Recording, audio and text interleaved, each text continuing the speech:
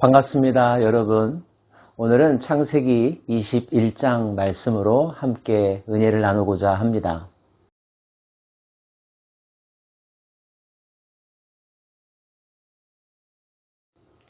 드디어 하나님의 때가 왔습니다. 아브라함과 그의 가족이 그랄 땅에 거주한 지 약 1년쯤 되었을 때의 일로 추정됩니다. 여호와께서 말씀하신 대로 사라를 돌보셨고 여호와께서 말씀하신 대로 사라에게 행하셨으므로 사라가 임신하고 하나님이 말씀하신 시기가 되어 노년의 아브라함에게 아들을 낳으니 아브라함이 그에게 태어난 아들 곧 사라가 자기에게 낳은 아들을 이름하여 이삭이라 하였고, 하나님께서 말씀하신 대로 사라에게 하나님께서 말씀하신 대로 행하였다. 우리는 하나님을 일컬어서 말씀의 하나님이라고 표현합니다. 말씀으로 천지를 창조하셨고 인간과의 관계에서도 언약이라고 하는 말씀을 통하여서 관계를 유지시켜 주시고 우리의 갈 바를 가르쳐 주시죠. 하나님은 신실하십니다. 반드시 그가 하신 말씀을 이루는 분이시죠. 다만 하나님의 때와 우리가 생각하는 때의 차이가 있어서 인간은 가끔 힘들어하며 또 포기하기조차 하는 것이죠. 하나님께서 아브라함의 가정에게 첫 약속의 말씀을 주신 적이 25년이 되었습니다. 아브라함에게는 참 길고도 험난한 여정이었죠. 따지고 보면 도저히 기대할 수 없었던 불가능한 상황 속에서의 출산이었습니다. 그래서 더욱더 빛나는 것은 하나님의 능력이죠. 하나님께서 일찍이 뭐라고 말씀하셨습니까? 나는 전능한 하나님이라고 말하지 않으셨습니까? 불가능한 상황 가운데서도 황무지에서도 장미꽃을 피우시는 분, 그분이 바로 하나님이십니다. 하나님이시니까 그 일을 하실 수 있는 것입니다. 아브라함은 그 아들의 이름을 이삭이라고 지었습니다. 그리고 하나님께서 그들에게 명하신 대로 이삭에게 할례를 행하였습니다. 8일 만에 말이죠. 할례의 의미를 잘 아시죠? 하나님의 언약 백성이라는 것. 그들의 하나님이 바로 여호와시고 그들은 하나님의 백성이 된다고 하는 상호 언약의 체결, 그 사인이 바로 할례인 것입니다. 때문에 이삭은 태어나면서부터 여호와 하나님을 자신의 하나님으로 여기면서 살게 되었습니다. 하나님 또한 그의 인생을 책임져 주시겠죠. 아브라함도 사라도 그리고 그들에게 속한 모든 식솔들이 기뻐했을 것입니다. 사라가 이르되 하나님이 나를 웃게 하시니 듣는 자가 다 나와 함께 웃으리로다. 나이가 들면 웃을 일이 점점 없어진다. 이런 말을 하곤 하는데요. 언제 그 가정에 다시 웃음꽃이 피어나는가를 봤더니 새 생명이 태어났을 때, 손주가 태어났을 때 그 아이 때문에 대화의 소재가 생기고 그 아이로 말미암아 환하게 웃는 모습들 자주 보게 되죠. 이런 웃을 만한 일들이 여러분의 가정 가운데 충만하게 오늘도 일어나기를 소망합니다.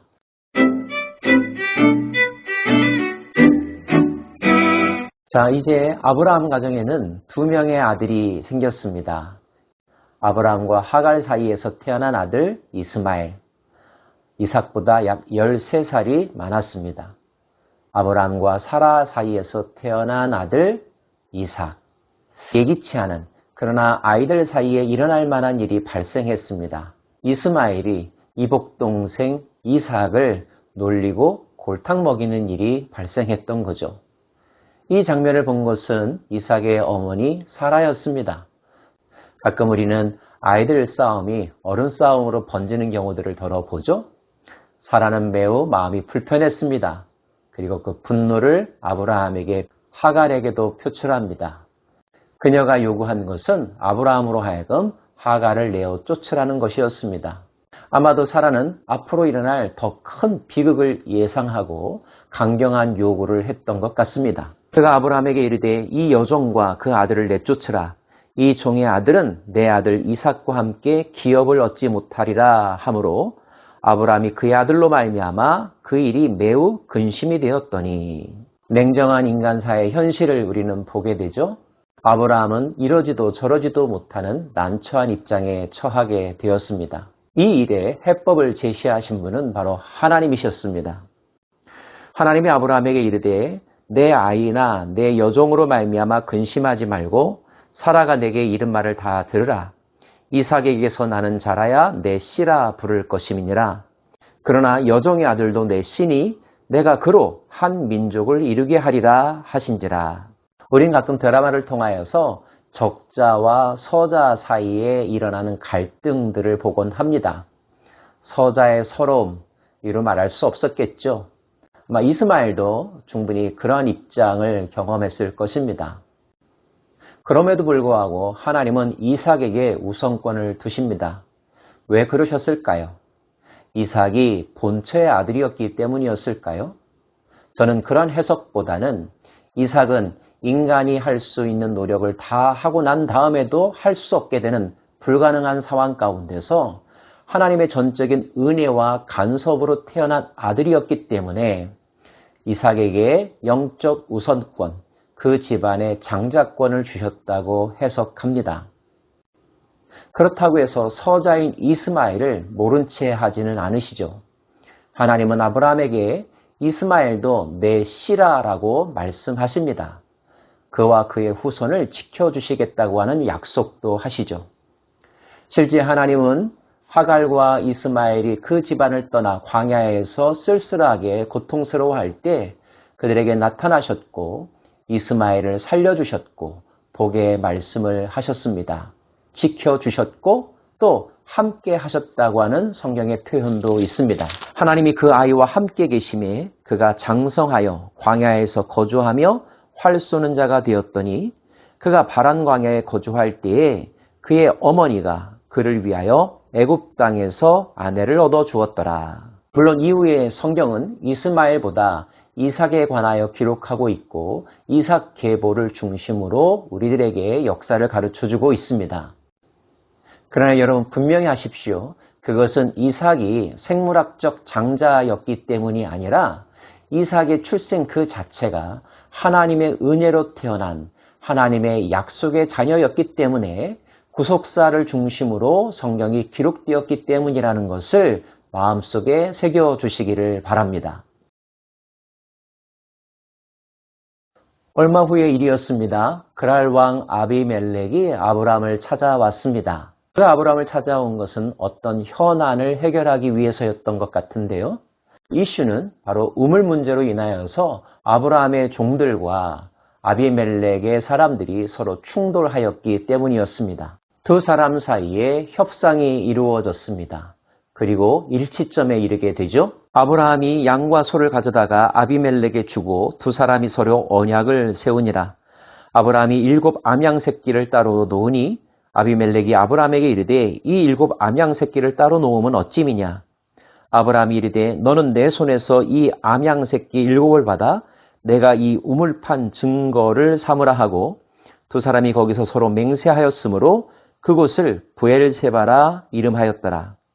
그들이 브엘세바에서 언약을 세우매 아비멜렉과 그 군대장관 비골은 떠나 블레셋 사람의 땅으로 들어갔고 아브라함은 브엘세바에 에셀나무를 심고 거기서 영원하신 여호와의 이름을 불렀으며 그가 블레셋 사람의 땅에서 여러 날을 지냈더라. 그동안 아브라함은 그랄 땅에서 아비멜렉이 베푼 호의에 따라서 무상으로 머무르고 있었는데 오늘 이 장면은 정당한 대가를 치르고 우물에 대한 소유권을 확보함으로써 두 사람 사이의 동맹관계, 언약관계가 법적으로 체결되었고 서로 평화를 유지하게 되었다라고 하는 것을 의미합니다. 그리고 아브라함은 그곳에 에셀나무를 심고 영원하신 하나님, 영생하신 하나님의 이름을 불렀다고 성경이 기록하고 있죠. 에셀나무는 크게는 약 10m까지 자라나는 큰 나무라고 합니다. 광야에서 큰 나무가 제공하는 것 중에 하나는 시원한 그늘이겠죠. 성경에서 그늘은 여호와의 은혜, 여호와께서 제공하시는 안식을 상징하기도 합니다. 아브라함은 그랄 땅에서 꿈에도 그렇게 그리던 아들을 얻었습니다. 그리고 그 땅의 우물을 확보했습니다. 하나님을 찬양했고 하나님의 영원하심을 노래하고 있고 자기들뿐만 아니라 대대 후손, 그곳을 지나가는 사람들이 그 사건을 기억하면서 영원하신 하나님을 기억하기를 원했던 거죠. 25년 동안 변함이 없으셨던 하나님, 아니 천년도 만년도 변함없는 신실하심으로 자신들의 피조물을 사랑하시고 지켜주시고 인도하시는 신실하신 하나님, 그 하나님을 기억하는 장소, 그곳이 바로 브엘세바이며 에셀나무라고 하는 것. 오늘도 그 하나님을 여러분의 마음속에 새기며 그분으로 말미암아 힘을 얻고 평안을 누리는 복된 하루 되시기를 간절히 소망합니다. 기도하겠습니다. 오 하나님, 드디어 아브라함에게 자녀를 주셨습니다. 그의 나이 100세 때의 일이었습니다. 하나님은 이렇게 불가능한 상황 가운데서도 인간이 할 수 없는 일을 행하시는 전능하신 분이십니다. 영원하신 분이십니다. 영원하시고 전능하신 하나님을 우리의 마음속에 새기며 오늘도 그 하나님으로 말미암아 승리하고 평안을 누리며 복의 통로가 되는 삶을 살아가는 복된 하루 되게 하옵소서. 예수님 이름으로 기도합니다. 아멘.